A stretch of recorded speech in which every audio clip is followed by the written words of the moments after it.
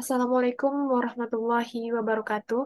Perkenalkan, nama saya Firzilia Nitami, mahasiswa Pascasarjana Magister Manajemen UNP.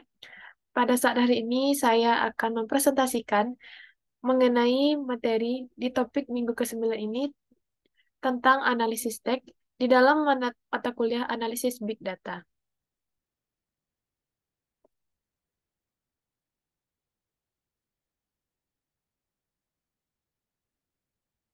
Baiklah,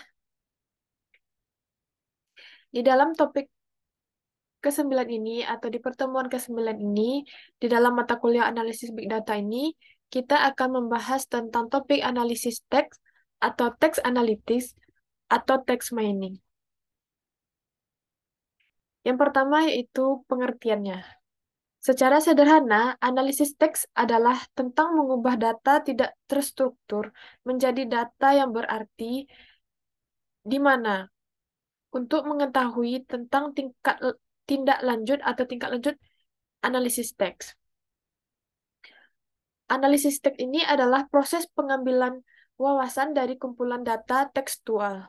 Analisis teks ini mengacu pada proses komputasi aktual untuk memecah dokumen teks tidak terstruktur, seperti tweet, artikel, ulasan, komentar, dan sehingga dapat dianalisis lebih lanjut.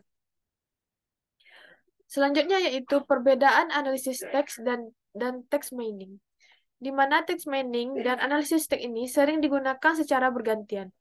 Istilah text mining ini umumnya digunakan untuk memperoleh wawasan kualitatif dari teks tidak terstruktur. Sementara analisis teks ini memberikan hasil kuantitatif. Misalnya, text mining dapat digunakan untuk mengidentifikasi apakah pelanggan puas dengan suatu produknya dengan menganalisis ulasan dan survei mereka. Analisis teks ini digunakan untuk wawasan yang lebih dalam, seperti mengidentifikasi pola atau tren dari teks yang tidak terstruktur. Misalnya, analytics teks ini dapat digunakan untuk memahami lonjakan negatif dalam pengalaman pelanggan atau popularitas suatu produk. Manfaat analisis teks ini yaitu membantu bisnis untuk memahami tren pelanggan, kinerja produk, dan kualitas dari suatu layanan. Hal ini menghasilkan pengambilan keputusan yang cepat, meningkatnya kecerdasan bisnis, meningkatkan produktivitas, dan menghemat biaya. Selanjutnya yaitu manfaat analisis teks ini digunakan untuk membantu peneliti untuk mengeksplorasi banyaknya literatur yang sudah ada sebelumnya dalam waktu yang singkat. Mengekstraksi apa yang relevan dengan studi yang akan dilakukan. Ini tentunya akan membantu dalam terobosan ilmiah yang lebih cepat. Selanjutnya, manfaat analisis teks ini digunakan untuk membantu dalam memahami tren dan opini umum di masyarakat, yang memungkinkan pemerintah dan badan politik dalam menentukan keputusan. Selanjutnya, manfaat dari analisis teks ini digunakan untuk teknik analytics teks yang membantu mesin pencari dan sistem pencarian informasi untuk meningkatkan kinerjanya, sehingga memberikan pengalaman yang penggunanya yang lebih cepat.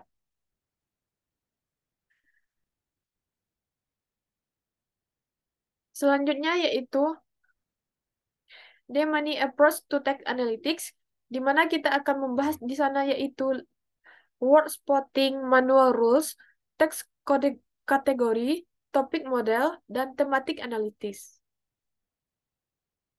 Di mana word spotting itu yaitu yang kita kenal dengan kata bercak kata. Juga dikenal sebagai bercak kata kunci adalah teknik yang digunakan untuk temukan kata-kata tertentu yang mewakili keseluruhan makna kalimat. Asumsinya adalah bahwa jika ada kata tertentu, seluruh kalimat adalah tentang kata tertentu itu. Mari kita lihat bagaimana bercak kata dapat digunakan untuk mengkategorikan skor NPS, tanggapan dari survei NPS. Di mana NPS kategorinya yaitu antara 1, the price to hit, di mana kategorinya yaitu praise. Dan NPS kategorinya yaitu 10, easy to use for all user, di mana yaitu kategorinya yaitu use of use. Selanjutnya manual rules Aturan manual lebih seperti mencari kata, tetapi bekerja pada tingkat lanjutan, di mana lebih banyak kata skenario kompleks yang dikategorikan. Aturan manual berguna untuk bisnis yang ingin menyesuaikan aturan tentang bagaimana berbagai kata yang akan diperlakukan oleh program analisis teks tersebut. Sebagai contoh, kata saham memiliki arti yang sama sekali berbeda dalam bahasa retail dan industri keuangan. Selanjutnya yaitu teks categorization. Ini mungkin pendekatan analisis teks yang paling umum pada saat sekarang ini. Kategorisasi dalam teks ini sistemnya adalah memberi makan satu set contoh teks yang sudah dibuat sebelumnya dan kategori yang lebih relevan. Algoritma pembelajaran mesin mempelajari bagaimana setiap teks dikategorikan dan membuat aturan untuk dirinya sendiri. Ketika teks ini baru disajikan, aturan ini berlaku untuk mengategorikan teks baru ke dalam kategori yang lebih lanjut. Selanjutnya yaitu teks kategori ini digunakan untuk pendekatan berbasis pembelajaran yang diawasi untuk kategorisasi teks ini untuk lebih menghemat waktu dan supaya untuk menetapkan dan menerapkan aturan baru. Algoritma pembelajaran mesin itu sendiri membuat pengklasifikasian untuk mengkategorikan data baru. Selanjutnya yaitu topik modeling. Pemodelan topik ini adalah pendekatan tanpa pengawasan untuk analisis teks. Dalam pendekatan ini, algoritmanya adalah memberi makan data tekstual mentah, apa adanya. Algoritma itu sendiri mengambil kelompok topik dari kumpulan data untuk sampai pada prediksinya.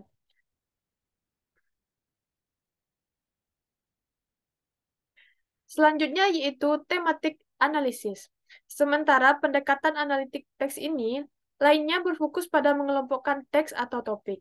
Analisis tematik ini berfokus pada pembuatan tema dari kumpulan data yang disediakan untuknya.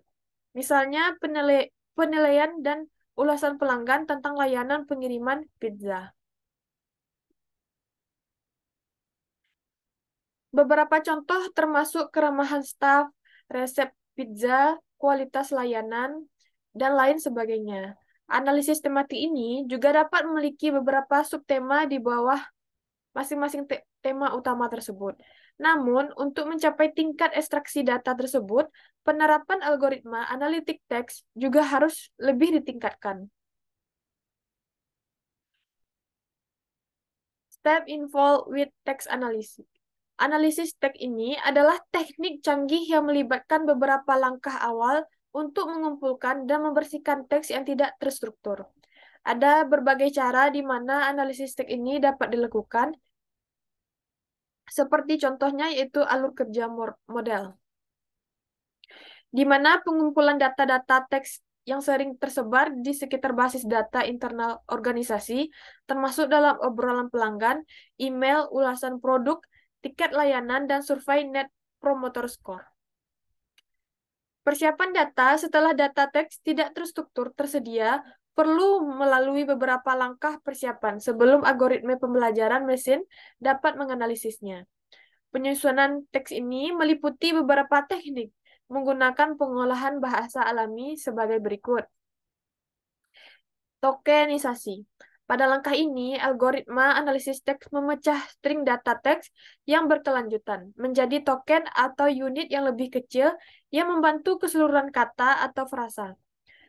Bagian of speed tag, pada langkah ini, setiap token dalam data diberi kategori tata bahasa seperti kata benda, kata kerja, kata sifat, dan kata keterangan. Selanjutnya yaitu parsing. Parsing ini adalah proses memahami struktur sintaksis teks. Penguraian ketergantungan dan penguraian konstituen adalah dua teknik populer yang digunakan untuk memperoleh struktur sintaksis ini. Selanjutnya, lemmatization atau stemming. Ini adalah dua proses yang digunakan dalam persiapan data untuk menghapus sufiks atau afiks yang terkait dengan token dan mempertahankan bentuk kamus dan lemanya. Penghapusan stopword ini adalah fase ketika semua token yang sering muncul ketika tidak memiliki nilai dalam analisis teks. Ini termasuk kata-kata seperti dan, de, and I. Analisis teks ini setelah persiapan data teks tidak terstruktur, teknik analisis teks sekarang dapat dilakukan untuk memperoleh wawasan. Ada beberapa teknik yang digunakan untuk analisis teks. Yang menonjol di antaranya adalah yaitu klasifikasi teks dan ekstraksi teks. Di mana yaitu klasifikasi teks ini teknik yang juga dikenal sebagai kategorisasi teks atau penandaan. Pada langkah ini, teks tertentu ditetapkan ke teks berdasarkan maknanya. Misalnya, saat menganalisis ulasan pelanggan, teks seperti positif atau negatif yang ditetapkan. Selanjutnya, apa yang terjadi setelah analisis teks tersebut? Setelah metode analisis teks ini digunakan untuk memproses data tidak terstruktur, informasi keluaran dapat diumpankan ke sistem visualisasi data. Hasilnya kemudian dapat divisualisasikan dalam bentuk bagan, plot, tabel, infografis, atau dashboard. Data visual ini memungkinkan bisnis untuk dengan lebih cepat melihat tren dalam data dan membuat keputusan.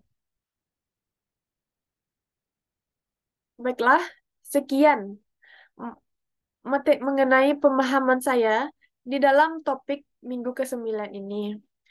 Kalau terdapat kata-kata yang kurang berkenan atau kurang tepat, saya Ferzalen Tami mengucapkan mohon maaf. Terima kasih banyak. Assalamualaikum warahmatullahi wabarakatuh.